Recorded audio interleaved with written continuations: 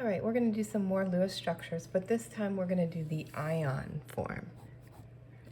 So the best thing to do is go ahead and draw out what it would look like normally. Calcium is in group 2, so it's 2 valence electrons.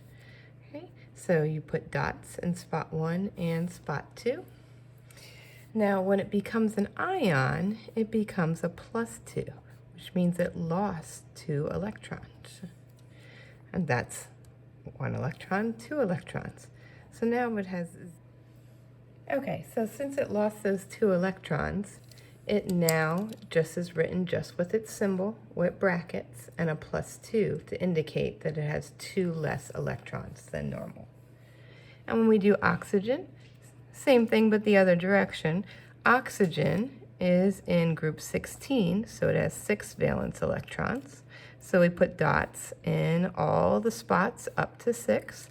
So we have a gap in spot 7 and a gap in spot 8 because it only has 6 valence electrons. Now oxygen, when it becomes an ion, becomes a -2 because it adds 2 electrons. Remember, each electron is negative. So if we added 2 electrons, we would have 2 negative charges. And it'll fit right there in those empty spots. So oxygen now goes 1, 2, 3, 4, 5, 6, 7, 8 for a full shell, which means it meets the octet rule.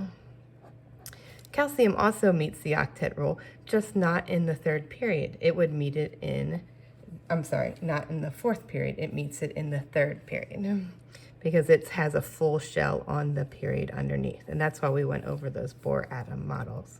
So you could see it's still a full shell. Oxygen, put brackets because it's an ion, and put its charge, oops, sorry, I put a plus, -2. And we are done.